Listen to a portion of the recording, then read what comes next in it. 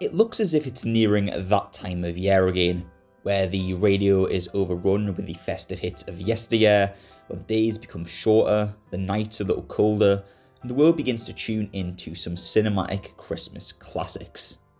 But this year, I think we could do things a little bit differently. Of course, there are a multitude of holiday favourites you could watch this year, but if you're looking for some Christmas films that are a little more off the beaten track, a little stranger, a little more adventurous, a little wilder, then you have come to the right place. So, stay tuned for a short list of my personal alternative Christmas classics.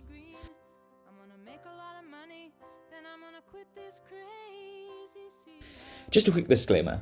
If you've seen my Halloween list, you'll remember that I ordered the films there in terms of their relative obscurity. However, I'm going to be doing things slightly differently here and organising the films by genre. So, if you've got a preference for a certain style of film, you can skip right to my recommendations for that particular genre. So, without further ado, let's begin with the comedies. First up, we have the 1988 Christmas comedy Scrooged. Scrooged is essentially a modern retelling of Charles Dickens' A Christmas Carol, but manages to stand apart from its source material and its cinematic contemporaries by infusing the whole thing with a playful, dark sense of humour, with a style that is deeply cynical and frequently hilarious. But for all its satirical needling of the state of modern media and its clever, unobtrusive breaking of the fourth wall, I think what keeps me coming back to this one is the very real sense of sincerity and earnestness that ties the whole thing together at its close. One that feels earned in that the film doesn't make any attempts to smooth over the more negative aspects of the holiday season. The entire cast are undoubtedly on fine form in this one, but I believe that it's Bill Murray's leading role that deserves special mention here, who manages to nail the wry comedy but also carries the whole film home with some fantastic dramatic moments. Next up is the fairly underrated festive prison break adventure comedy Get Santa. The concept is simple. Santa has been arrested and incarcerated, and a father and son team must attempt to get him out in order to save Christmas. It's a reasonably light, briskly paced, funny family film that is elevated to the status of minor cult classic, in my opinion, by the wealth of British talent both in front of and behind the camera. There are leading and supporting roles taken up by Jim Broadbent, Stephen Graham, Jodie Whittaker, Ward Davis, and Ewan Bremer, and directorial duties are taken up by Christopher Smith, who directed the criminally underappreciated horror comedy Severance. While it may not be the best or most memorable film on this list, its mix of quick humour and occasional moments of sentimentality make it more than worthy of checking out this Christmas.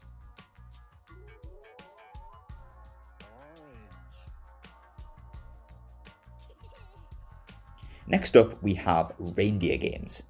Occasionally billed under the alternative and far inferior title of Deception, Reindeer Games is the Christmas heist film fusion that we never knew we needed. Ben Affleck stars as an ex-convict who starts the film by posing as his dead cellmate in order to sleep with his girlfriend, and things just get crazier from there on out. There are numerous strange twists, double crosses, wonderful action set pieces, and a heist carried out entirely by robbers dressed in Santa outfits.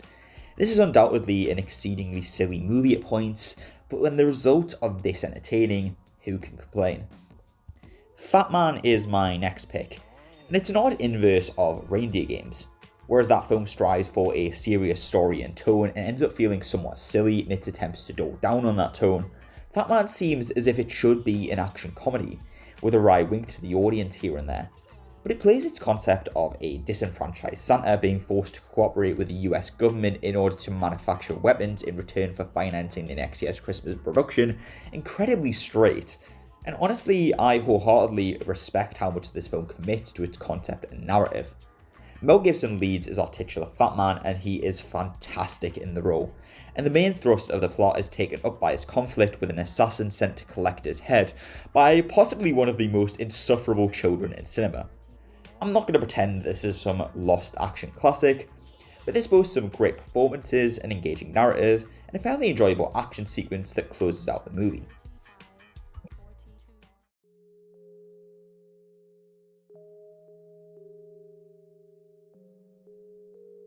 If you like your Christmas films to be infused with a jet black sense of humour and involve intense psychological deconstructions of the mentally ill, 2013's Filth is the movie for you.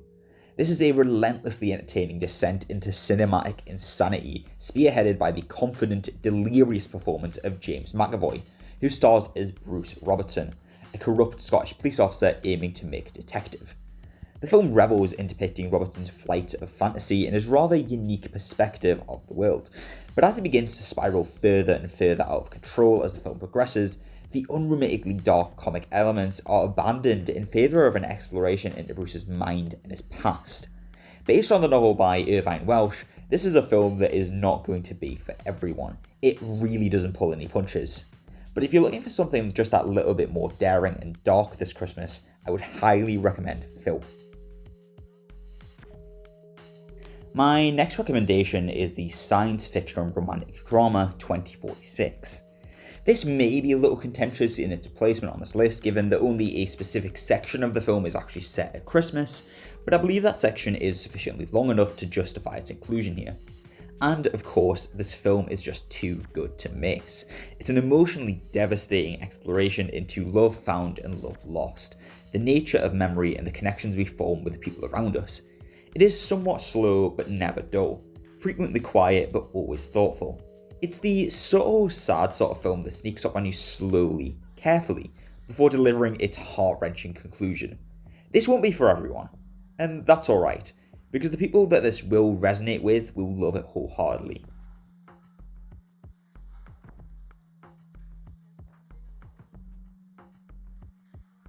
Next up is the 70s horror cult classic Black Christmas. Possibly the best known and most well loved of all the Christmas horror films, this essentially worked to solidify a lot of the qualities and characteristics we now associate with the Golden Age slasher, and in particular was a very strong influence on John Carpenter's Halloween, which was released 4 years later. But even if we disregard its immense influence on horror cinema as a whole, this remains a wonderfully suspenseful, well-directed, and occasionally hilarious horror gem that deserves a place in the collection of every horror fan and anyone looking for something a little bit different in their Christmas films. Even as someone who has seen numerous horror movies, those end credits still give me chills. For a change of direction into horror comedy, Santa's Sleigh is definitely worth a watch. The plot centers around the concept that Santa is, in actuality, a demon who lost a bet with an angel and was forced to give the world toys and Christmas cheer as a result of losing that bet. However, this year, the bet is off, and Santa elects to return to his evil ways. If you think that concept sounds exceedingly silly, you'd be absolutely right. Santa's Sleigh is unashamed, pure B-movie madness that knows exactly what it is. If you're in the right mood for it, this delightfully dark Christmas horror comedy can be a real festive treat. Up next, we have the tense horror thriller P2, which sets itself almost entirely within a parking garage over Christmas Eve. After a businesswoman finds herself working late, she is pursued back through an empty parking garage by a deranged security guard, a role wonderfully performed by Wes Bentley, who fully commits to a psychotic, delirious character who snaps between vicious murder in one moment and a wholehearted performance of Elvis's Blue Christmas in the next. This seems to have been lost amongst the shuffle somewhat in the late 2000s, but it is definitely worth the time and effort you'll take to seek it out. Now, I really do believe I may well have saved the best for last with 2007's Inside.